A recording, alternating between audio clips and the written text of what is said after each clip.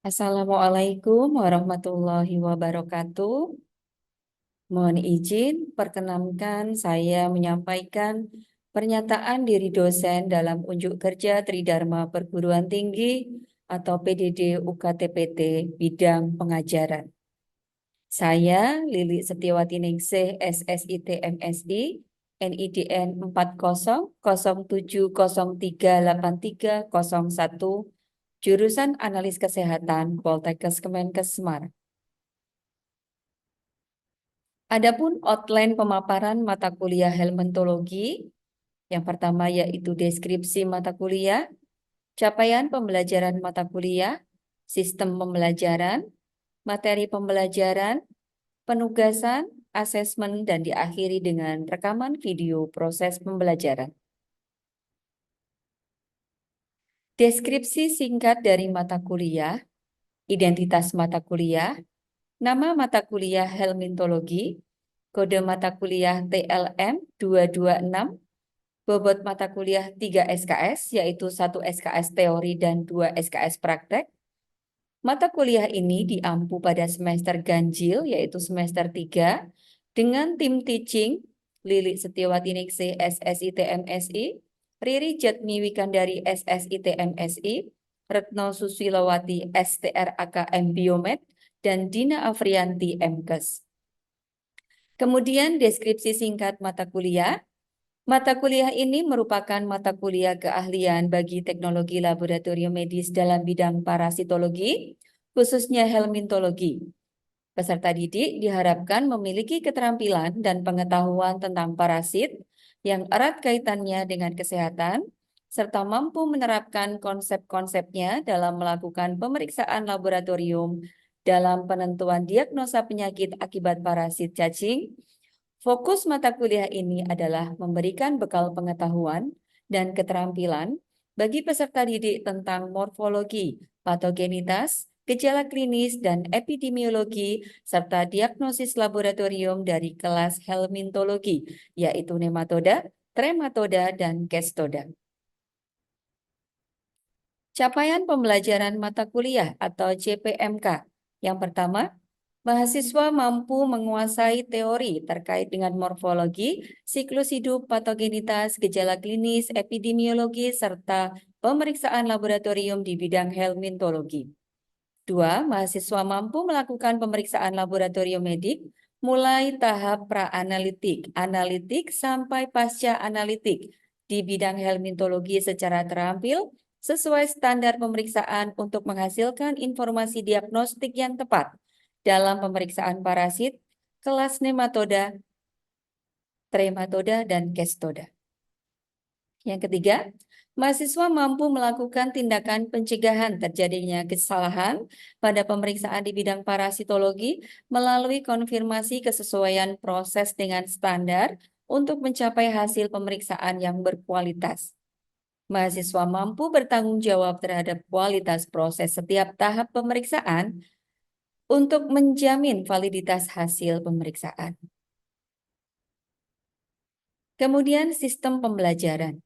Sistem pembelajaran saya bagi menjadi dua, yaitu pembelajaran teori dan pembelajaran praktik.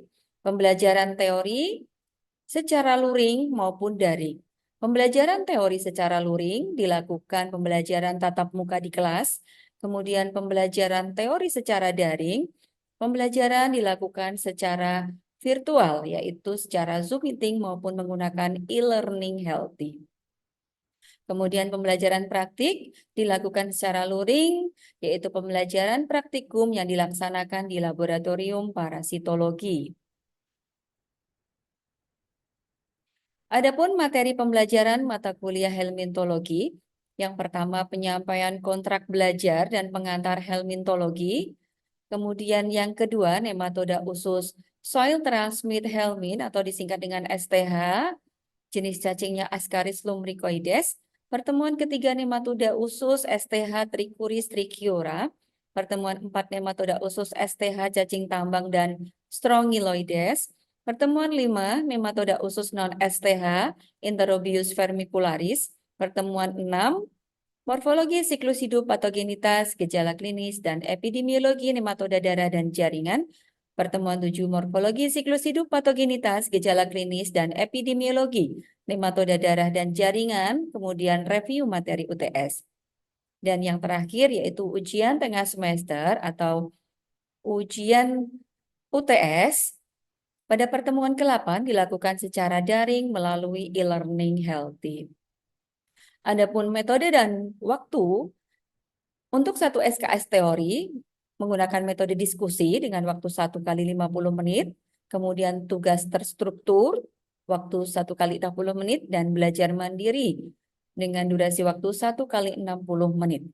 Adapun SKS praktik, ada 2 SKS praktik dengan metode praktikum dengan waktu 2 kali 100 menit, dan evaluasi serta pembuatan laporan dengan waktu 2 kali 70 menit. Di pertemuan ke-9, dengan materi morfologi siklus hidup, patogenitas, gejala klinis, dan epidemiologi, Kestoda, cacing pita. Pertemuan ke-10, morfologi siklus hidup, patogenitas, gejala klinis, dan epidemiologi, Kestoda, Hymenolopis. Kemudian pertemuan 11, morfologi siklus hidup, patogenitas, gejala klinis, dan epidemiologi, Trematoda usus. Pertemuan 12, morfologi siklus hidup, patogenitas, gejala klinis, dan epidemiologi, Trematoda darah. 13, morfologi siklus hidup, patogenitas, gejala klinis, dan epidemiologi, Trematoda paru. 14, siklus hidup, patogenitas, gejala klinis, dan epidemiologi, Trematoda hati. Kemudian 15, review morfologi siklus hidup, patogenitas, gejala klinis, dan epidemiologi, Trematoda. Dan pertemuan ke-16, ujian akhir semester atau UAS yang dilaksanakan secara daring melalui e-learning healthy.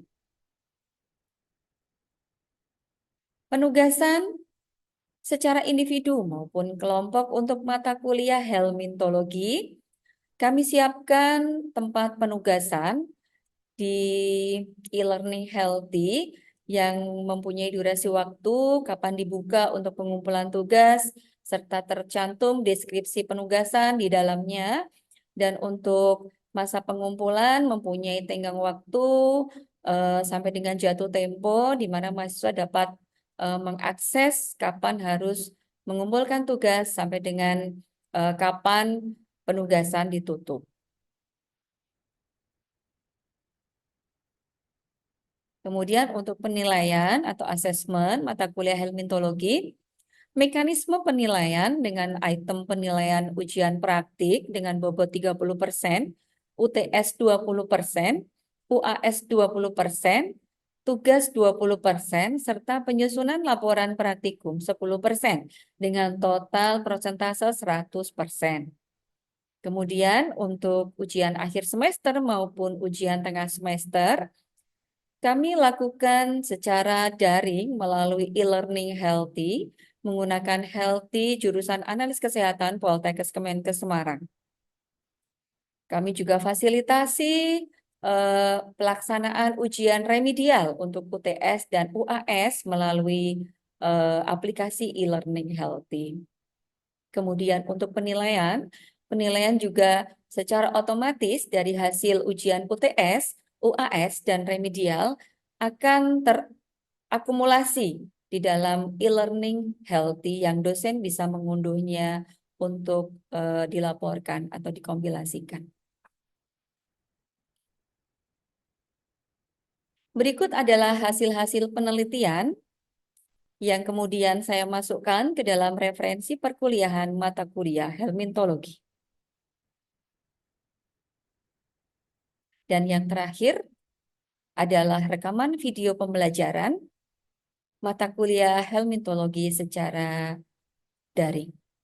Baiknya kita mulai sambil menunggu teman-teman yang sedang proses bergabung ya. Assalamualaikum warahmatullahi wabarakatuh. Waalaikumsalam warahmatullahi Warahmatullahi wabarakatuh. wabarakatuh. Adik-adik sekalian, bagaimana kabarnya hari ini?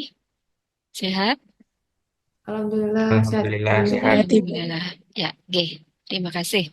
Hari ini kita akan membahas bersama terkait dengan topik perkuliahan yang kedua, di mata kuliah hermitologi, yaitu terkait dengan cacing soil transmitted helminth, yaitu dengan jenis cacingnya Ascaris lumbricoides atau disebut dengan cacing gelang.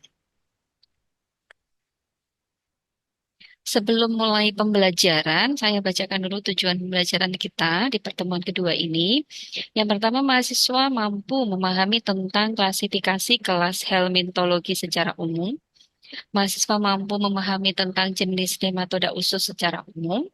Mahasiswa mampu memahami definisi dan jenis cacing STH. Yang terakhir, mahasiswa mampu memahami siklus hidup, patogenitas, epidemiologi, gejala klinis, serta pemeriksaan laboratorium, khususnya jenis parasit cacing Ascaris lumbricoides. Kemudian kita masuk ke materi inti, yaitu terkait dengan helminthologi ini mempunyai dua kelompok besar, yaitu Nematelmintes atau disebut dengan cacing gilik yang terdiri dari kelas nematoda, kemudian ada Platyhelminthes atau biasa disebut dengan cacing pipih yang terdiri dari kelas trematoda atau cacing daun dan kestoda atau cacing pita. Mungkin adik-adik sudah familiar ya dengan istilah cacing pita. Mungkin pernah dengar waktu SMA apa itu cacing pita, di mana menemukannya, pada hewan apa, hospesnya itu ya. Kemudian untuk ciri-ciri umum nematoda, nematoda mempunyai jumlah spesies terbesar di antara cacing yang hidup sebagai parasit. Kemudian untuk morfologinya, secara umum ukurannya besar, panjangnya beragam, mulai dari ukuran milimeter sampai dengan meter. Kemudian mempunyai kepala, ekor, dan rongga badan, serta dalam perkembangbiakannya, cacing dewasa tidak bertambah banyak di dalam tubuh manusia atau di dalam tubuh hospes. Kemudian mampu mengeluarkan telur kurang lebih 20 sampai dengan 200 ribu per hari dalam tubuh hospes dan kemudian akan mengeluarkannya melalui tinja. Kemudian untuk bentuk infektif dapat memasuki badan manusia dengan cara masuk secara aktif ke dalam tubuh hospes, bisa juga dengan cara tertelan maupun melalui vektor. Ada yang bisa menyebutkan kira-kira vektor apa yang berperan sebagai transmisi penularan parasit cacing? Lalat, Ibu. Betul sekali Mbak Najwa. Ya, lalat salah satu vektor yang biasanya mampu menularkan eh, jenis cacing, parasit cacing yang masuk melalui vektor ke dalam tubuh manusia ya. Kemudian macam-macam nematoda usus. Yang pertama ada Ascaris lumbricoides, pembahasan kita hari ini. Kemudian ada Enterobius vermicularis atau cacing kremi. Kemudian ada Toxocara canis dan Toxocara cati. Kemudian cacing tambang atau hookworm. Nah, di sini macam-macam ada jenis cacing tambang, ada Necator americanus, Ankylostoma duodenale yang biasa hidup dalam tubuh manusia. Kemudian untuk Ankylostoma brasiliensis dan Ankylostoma selanicum ini biasa hidup di dalam tubuh kucing maupun anjing. Dan untuk nematoda usus yang berikutnya yaitu ada Trichuris trichiura atau cacing cambuk dan Strongyloides stercoralis. Ya, ini jenis-jenis nematoda usus yang biasa menjadi parasit ya. Kemudian memasuki definisi dari soil transmit helminth. Apa itu soil transmit helminth? Yaitu cacing golongan nematoda usus yang membutuhkan transmisi tanah untuk perkembangan bentuk infektifnya. Kemudian apa saja jenisnya? Yang pertama ada Ascaris lumbricoides atau cacing gelang. Yang kedua cacing tambang atau hookworm. Yang ketiga Trichuris trichiura atau cacing cambuk. Dan yang terakhir adalah Strongyloides stercoralis. Nah, untuk di Indonesia, yang paling sering menginfeksi di Indonesia adalah tiga jenis cacing, yaitu Ascaris lumbricoides, cacing tambang, dan Trichuris trichiura. Yang paling banyak kasusnya di Indonesia. Kemudian Ascaris lumbricoides. Hospes definitifnya adalah manusia, penyakitnya disebut dengan askariasis ya. Kemudian distribusi geografik Secara survei ya, banyak ditemukan di lapangan, kurang lebih 70% kasusnya. Kemudian untuk morfologi dan siklus hidup, cacing jantan mempunyai panjang 10 sampai 30 cm, untuk betina 22 sampai 35 cm, dengan kemampuan untuk menghasilkan telur 100.000 sampai dengan 200.000 per buah cacing betina ya, yang dalam kondisi dibuahi atau yang tidak dibuahi. Kemudian dalam lingkungan yang sesuai, telur dibuahi akan menjadi bentuk infektif kurang lebih dalam waktu 3 minggu. Nah, kemudian dari proses telur cacing itu masuk ke dalam tubuh manusia dengan cara tertelan, ini ada siklus hidupnya ya. Dari parasit itu tertelan, kemudian masuk ke dalam usus, kemudian masuk ke dalam larva, larva masuk ke dalam pembuluh darah, saluran limfa, kemudian menuju jantung, aliran darah, kemudian menuju ke paru, dinding pembuluh darah atau menuju alveolus, rongga alveolus, menuju trakea, faring, kemudian di faring ada rangsangan batuk, kemudian tertelan kembali ke dalam esofagus, masuk lagi ke dalam usus halus dan berkembang menjadi cacing dewasa. Dan pematangan telurnya ini hanya membutuhkan waktu 2 bulan sampai dengan menjadi cacing dewasa di dalam tubuh spesies. Nah, adik-adik, demikian ini siklus hidup Ascaris lumbricoides ya, yang tadi sudah Ibu jelaskan kronologis masuknya dari tertelan sampai dengan parasit ini keluar melalui feses. Kemudian ini adalah gambar Ascaris lumbricoides dewasa, cukup besar ukurannya. Ada yang pernah mengeluarkan cacing ini ketika BAB?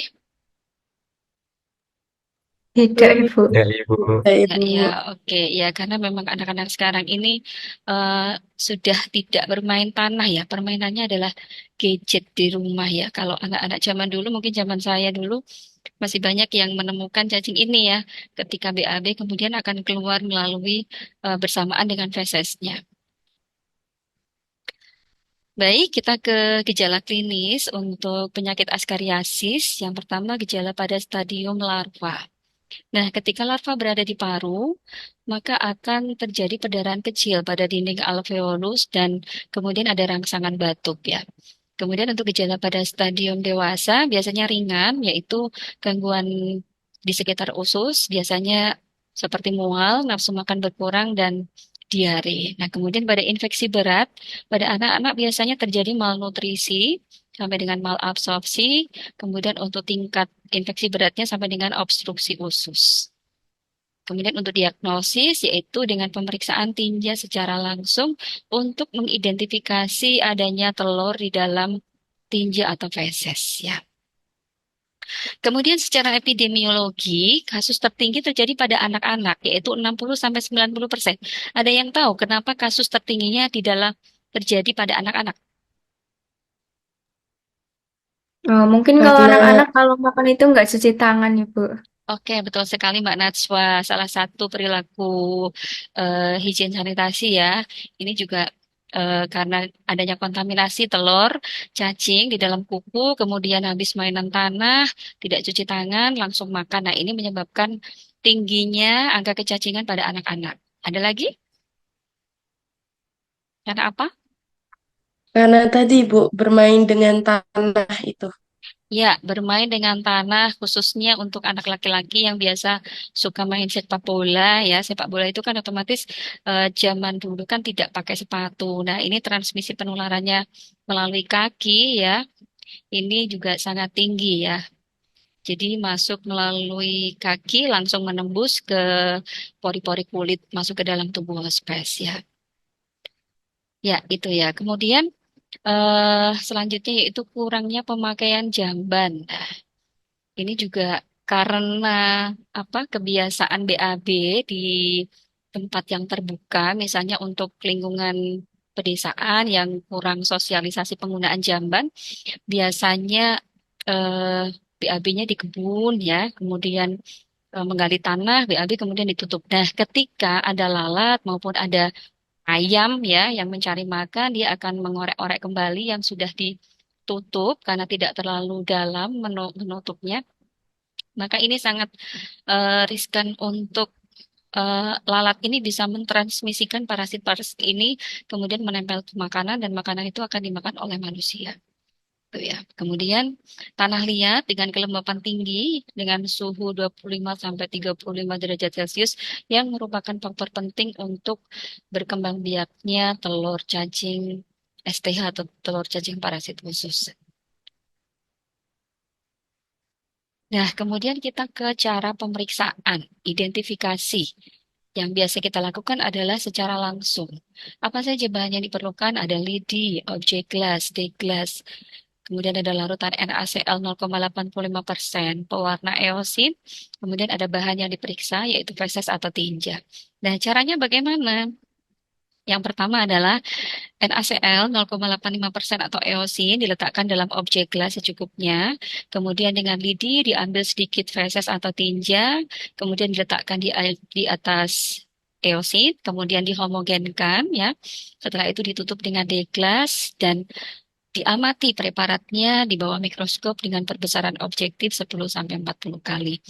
Seluruh lapang pandangnya diperiksa, maka untuk eh, mengetahui ada dan tidaknya telur cacing dari Ascaris lumbricoides. Ya. Jadi tidak cuma satu atau dua lapang pandang, tapi untuk melihat telur cacing itu seluruh lapang pandang diamati untuk menemukan adanya telur cacing Ascaris lumbricoides. Sampai di sini ada yang mau ditanyakan?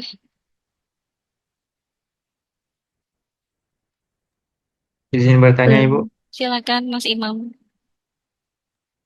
Tadi kan berkembang biaknya cacing dalam tubuh manusia, Ibu ya. Iya. Nah, itu setelah dia berkembang biak, apakah akan mati dan keluar lewat feses, atau dia selama masih hidup di situ berkembang biak terus, Ibu? Ya, baik. eh jadi ketika kita kita memakan atau bukan memakan ya, ada parasit yang masuk ke dalam tubuh kita dalam bentuk tertelan, otomatis kita nggak mungkin menelan cacing ya Mas Imam, kita menelannya pasti telur. Telurnya otomatis yang Iya. fertil. Nah, telur fertil ini pasti akan menetas di dalam tubuh kita. Menetas ini akan menjadi cacing jantan atau cacing betina, tergantung banyaknya jumlah telur yang masuk ke dalam tubuh kita. Kalau misalnya cacing jantan dan cacing betina ini masuk ke dalam tubuh kita, kemudian mereka berkopulasi dan kemudian menghasilkan telur. Nah, cukup sampai di situ, Mas Imam. Jadi untuk bertambah biak menjadi telur-telur ini menetas dalam tubuh, enggak. Karena kembali lagi, soil transmit helminth. Jadi cacing ini membutuhkan media tanah untuk eh, apa? Mematangkan telurnya sampai dengan tahap infektif. Gitu ya. Jadi sampai dengan bertelur, kemudian telur-telur ini dalam tubuh kita akan dikeluarkan melalui feses. Nah, setelah keluar dari feses, telur-telur ini akan berbaur dengan tanah liat dengan suhu optimum 25 sampai 35 derajat Celcius, kemudian dia akan matang sebagai telur yang fertil dan siap masuk ke dalam hospes kembali, mengulang siklus lagi. Begitu ya, Mas Imam? Kira-kira jelas? Baik, Ibu. Baik, oke. Bisa saya lanjutkan ya? Kemudian untuk ciri-ciri telur cacing sendiri, bentuknya oval, kemudian kulit luarnya tebal dan bergerigi yang biasa disebut dengan lapisan albuminoid. Kemudian kulit telur terdiri dari dua lapis. Nah, di dalamnya ada sel telur. Ya, jika sudah dibuai, jika tidak dibuai maka di dalamnya hanya artefak-artefak ya atau sel telur yang rusak karena tidak dibuai. Kemudian macam-macam telur sendiri ada tiga, yaitu telur yang fertil, di mana secara fisik akan terlihat dua lapisan, yaitu lapisan albuminoid di lapisan pertama dan lapisan hialin di lapisan kedua. Kemudian telur infertil, ini juga ada dua lapisan ya, tapi dia tidak bisa menetas karena tidak dibuahi. Kemudian ada telur decorticated. Nah, di sini adalah telur yang fertil, tetapi dia sangat riskan untuk rusak ya, sangat riskan untuk hancur. Karena apa? Karena dia kehilangan lapisan hialin. Jadi hanya satu lapisan yaitu lapisan albu eh hanya lapisan hialin. Jadi dia kehilangan lapisan albuminoid gitu ya. Jadi untuk suhu yang kurang optimum dia tidak akan bertahan untuk survive sampai dengan menjadi fertil dan masuk ke dalam hospes gitu ya. Kemudian ini adalah bentuk-bentuknya. Nah, kurang lebih seperti ini ketika dilihat dengan mikroskop berbesaran 10 sampai dengan 40 ya. Kita tidak bisa melihatnya dengan mata telanjang. Kita membutuhkan mikroskop untuk melihat telur Ascaris fertil. Meskipun cacingnya tampak besar ya, dalam ukuran beberapa sentimeter, tapi untuk telurnya sendiri kita tidak bisa melihat secara langsung. Nah, ini telur Ascaris infertil ya, agak lonjong. Kemudian ini adalah telur Ascaris dikortikasi atau dikortikated yang dia kehilangan lapisan albuminoidnya. Tuh ya. Nah, kemudian ini adalah gambar telur ya. Dalam satu lapang pandang kira-kira seperti ini penampakannya ketika kita melihat dengan mikroskop secara langsung. Nah, ini kita harus bisa membedakan ya, mana telur fertil, mana yang infertil, mana kotoran-kotoran dari feses, dan kita harus bisa mengidentifikasi mana telur, mana yang bukan telur. Tuh ya. Selanjutnya untuk mata kuliah helmintologi ini, saya akan memberikan penugasan secara kelompok, yaitu dengan membuat makalah ya tentang kejadian infeksi askariasis di Indonesia. Nah, silahkan nanti masing-masing kelompok membreakdown dengan memilih lokasi yang berbeda, tidak boleh sama ya. Kemudian untuk ketentuan penugasan ada di Healthy, silahkan nanti bisa diakses ya. Saya buka kurang lebih, saya beri waktu kurang lebih 1 minggu untuk pengumpulan makalahnya ya sebelum ditutup ya, jangan sampai terlewatkan. Begitu adik-adik pertemuan kita hari ini, semoga bermanfaat untuk kita semua ya. Tetap sehat, eh, tetap semangat ya. Saya cukupkan sekian. Wassalamualaikum warahmatullahi wabarakatuh. Waalaikumsalam. Waalaikumsalam warahmatullahi warahmatullahi wabarakatuh. Terima kasih, Terima Bu. kasih, Bu. Terima kasih, Bu. Sama-sama, Ge.